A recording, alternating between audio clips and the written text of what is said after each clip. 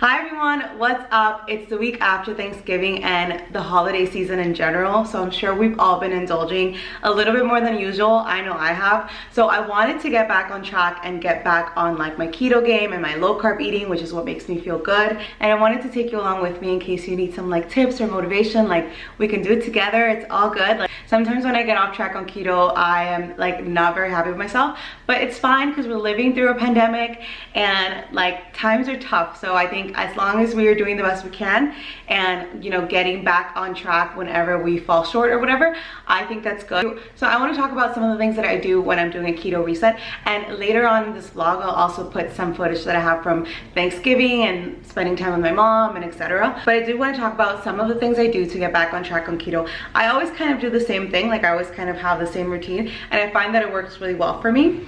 And I would say the first thing is to plan your meals. It's Sunday today. Check out the Christmas tree. And I'm looking over like everything that I had planned for next week, including like, you know, my overall like planning, but also like the meal plan and what I'm gonna eat. I think it's really important, like when you're resetting, to have a meal plan or to have a plan for like the meals that you're gonna eat the next week. So for me, winging it and just saying like I'm just gonna, you know, get back to eating keto meals doesn't work. So I always like to have three meals a day and plan that out. I use the one that I've always used, which I'll link below. And you don't have to get a meal plan from somewhere. You can make your own meal plan. I think as long as you know the calories and the macros that you're consuming, I think that would be really helpful, just to like go back into ketosis and not feel like you don't know how much you're eating. Because after you like get out of ketosis and you kind of eat whatever you want, it just, you know, you kind of have to get your body used to eating keto again. My second tip is to cut out artificial sweeteners as much as you can and cut out cheeses. So I know a lot of times in keto we like to use cheese for fat or just add cheese to a lot of the things that we eat, because obviously it's like something that you could eat a lot of when you're in keto, but cheese can also be inflammatory. So when you're getting your body into ketosis, you just want to feed it like the healthiest fats possible and not kind of confuse it with like all the cheese and the artificial sweeteners and stuff like that. So if you could cut it off for like the first 4 or 5 days, like for that first week, that's gonna be super beneficial for you. And going along with that, I was gonna do this as my last tip, but I want to talk about this, and that's cutting out alcohol. So if you're getting your body back into ketosis, you obviously do, like some people say that alcohol speeds ketosis, but you just don't want to put yourself in a position where you're going to be drinking and then you're going to want to eat like nachos or like crazy stuff like that, you know. I feel like if I am not drinking, or if I take like a break from drinking for like 2-3 weeks, like I feel so much better. And then you can like add it on gradually, or you can have like a cocktail when you want. But I think like what's most important is that first week when you're getting back into ketosis, to just cut out drinking, cut out sweeteners, cut out cheese, like anything that you really shouldn't have that much of either way. Another thing that works for me, and this might actually not work for you, or you know, depending on your body, I always stay under 20 grams. Like sometimes if I'm on keto, I'll do 20, 25, like maybe 30, not really, but like I'll go up to 25 sometimes. But when I'm trying to get back into ketosis, I do 20 or less, because I find that it speeds up like the process, so my body will get into ketosis faster if I'm eating less than 20 grams of net carbs. So that's just something to keep in mind. If that works for you, that's awesome. That's something that works really well for me. My next thing is you can use exogenous ketones to help you get rid of the keto flu, or if you get like a little bit of headache or whatever you get when you're going into ketosis. But I wouldn't say like go crazy, or like don't feel like you need to purchase them if you don't already have them. Because you can get into ketosis with the food that you're eating as it is, especially if you've already been doing keto in the past and you understand like the steps that it takes and how long it takes for your body to go into ketosis, and maybe it goes into ketosis on its own faster. Like, food is the best thing you can use to go into ketosis, and it's the only thing you should really consider. Everything else is just supplemental stuff. So you don't need to get exogenous ketones if you don't want them. I sometimes take them. I sometimes, if I am working out, which is actually my next tip, is to work out, and to not just work out, but make a plan as to when you're gonna work out that week. For example, I sat down yesterday, which was Sunday, and I mapped out like exactly when I was gonna work out, what classes I was gonna do, if I was gonna work out at home or if I was gonna go somewhere to work out. And so on my calendar, I'll have like Sweat for 40, like I'll either go work out or I'll do like a walk or whatever, but it's already like integrated into my plans. And I think once that's incorporated into my plan, and when I do it in the morning, it actually gets done versus just saying like, oh, I'm gonna work out more next week, or I'm just gonna find time to work out. Like, you have to kind of like incorporate it in what you're doing and make sure that you schedule time for it. I feel like because there's so many keto products and so many things you could do to accelerate your ketosis, people kind of rely on that or think they need it, but I think it's really important that you understand that you don't need it, and you can actually get back into ketosis just by eating foods and working out and like drinking water. And if there's a message that I want to get out from this video, is that you don't need any of those supplements. You can just do it by just eating.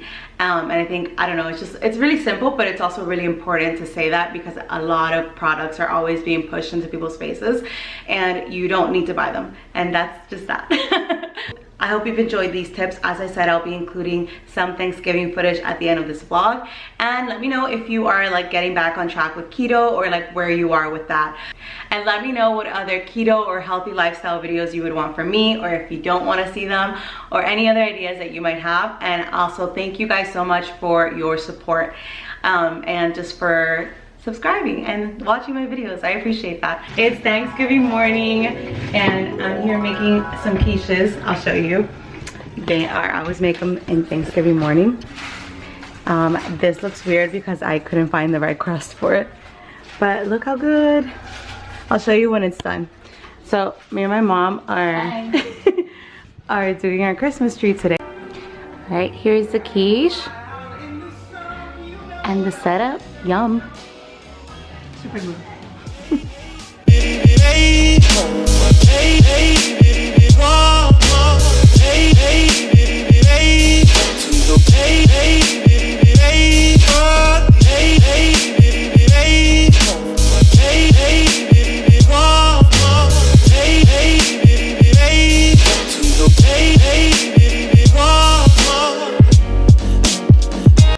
So I finally got dressed. The only thing we're missing is a salad that I'm gonna make and dessert. But put some potatoes in the oven. My mom's taking a nap because she has a headache. Okay, we are done with dinner and now we're gonna place categories in Spanish. So wish me luck. It's Saturday. It's not Saturday, it's Friday. The day after Thanksgiving. I'm getting ready to go out. Yesterday, well, I actually like just slept all day today because yesterday I was watching The Queen's Gambit on Netflix, which is actually really good. I highly recommend it. It was just like a fun show to watch, but I watched it all in at once, so I went to sleep very late. But I got the FABFITFUN box and I wanted to show you guys what I got. But let me just get dressed and I'll show you. So I was super excited because FABFITFUN sent me their box in exchange for a TikTok video. So I was like, yeah, like of course I would love a box full of like good stuff and like skincare and stuff like that. So I wanted to show you guys too everything they sent me, because to be honest, before I got the box, like one of my best friends subscribes to it too, and she was like, oh my god, you have to get it, but I always thought like maybe I should wait, or like I don't know if I actually want it. But now that I have it, I just feel like they just come up with a lot of things that you wouldn't normally get for yourself, but then when you have it, you're so glad you do. One of my favorite things in the box is the lip scrub, which smells like brown sugar and like it exfoliates your lip, which I actually really needed, but I never thought to get it. But like it's just really convenient. Like I know you can do lip scrubs with like brown sugar and coconut oil, but most of the time you don't like take the extra time to go do that, or you just do it like once in a while. But like having this next to the sink every night like just helps me exfoliate a lot more.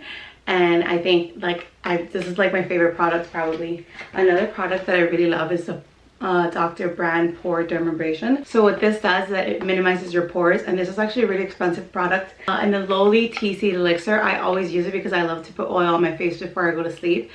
And I just use it before I go to sleep, and then in the morning I look like extra fresh. So I really like this one too. But they also sent more things in the box.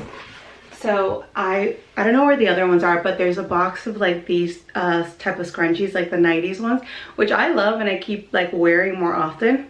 It comes in like different prints, but they're all animal prints. And then they sent me these like cutting boards, like a little drawing here that tells you like what to use it for, which is really helpful. I haven't used these yet, but I am going to next week a lot because I'm going to be like meal prepping and cooking.